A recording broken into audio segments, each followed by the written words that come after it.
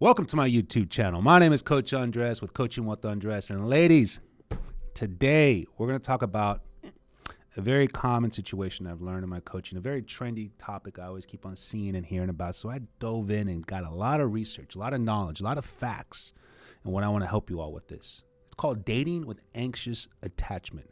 Do you know someone, or are you someone who has been dating with anxious attachment? As we know, there's two different forms of main attachment, anxious or avoidant, which we all have in some form. It's commonly known that men are more avoidant and women are a little more anxious in some form, but it could go either way. And what I've learned about both attachments as a person first, as a man, coach second, it starts with you. It starts with you.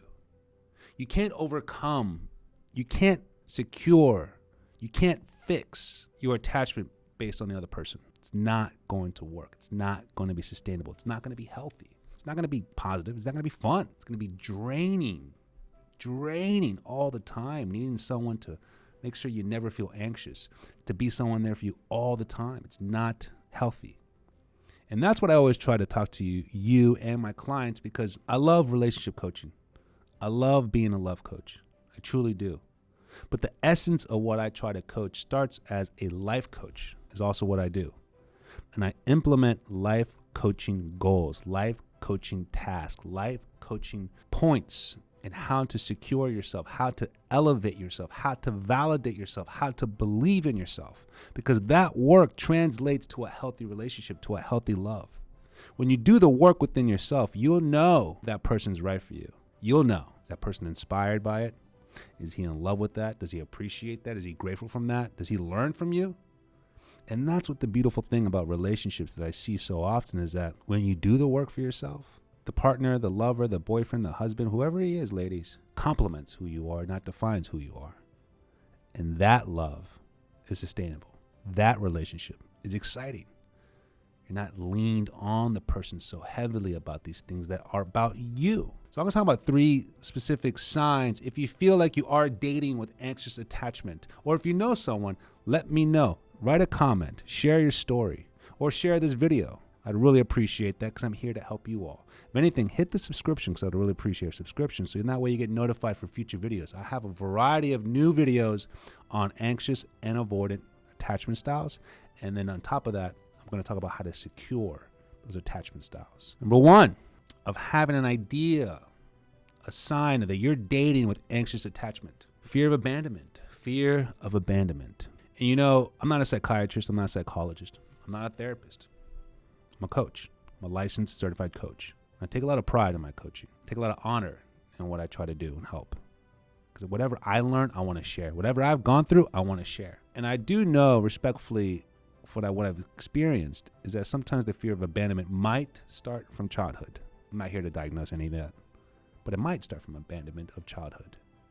And if it does or it doesn't, I think we're at a point in our lives, how do we overcome that? How do we grow from that? How do we understand that?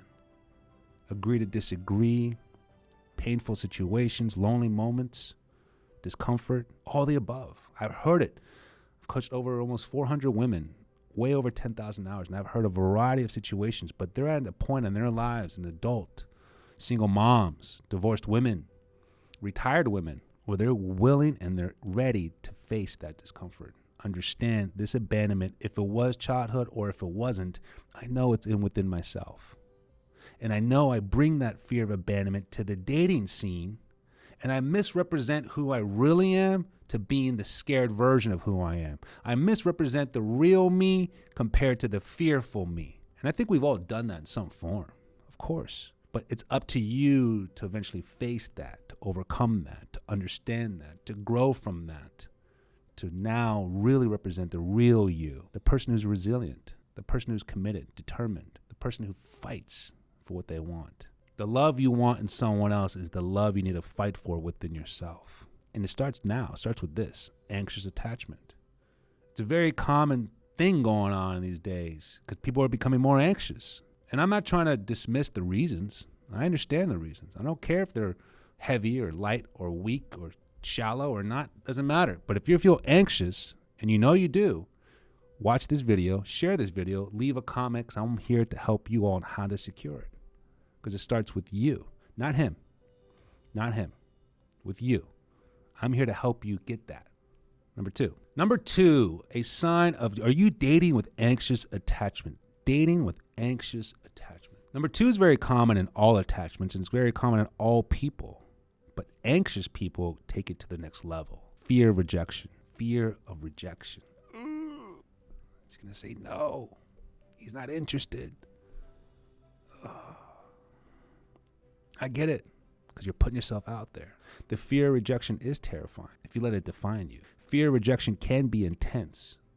If you don't understand, it's not rejection, it's redirection. If you are trying to be the truest form of who you are, not the best version, that's the honeymoon phase that everyone tries to get swept up on. The truest form of who you are, where you not only love yourself, but you own who you are with this, that you're working through things, and you express that gratitude, that humility, that respect to yourself. And if you show that on a date, on a match, on a phone call, in a relationship, and someone rejects that, do you really want to have fear from that person? Do you really need to find more validation from that person? Do you see that that person might not be the right person?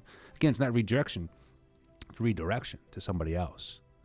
That's only if you know you're being the truest form of yourself. A lot of times I've seen it, unfortunately more common than not, manipulation, games, forcing, impatience, rushing the relationship to some level of commitment, exclusivity, where you're not really being you, you're being the girlfriend until I am the girlfriend. And then you let these fears, this anxiety take over the relationship, where you constantly need his validation. You constantly need his attention, because anything that less than that is rejection. I can't live with that. And we build and build this weight on ourselves, on our shoulders. And it really takes away the light, the excitement of the relationship. Fear of rejection. It's not rejection, it's redirection. And it starts within yourself. I'm here to help you with this. I'm here to hold you accountable with this.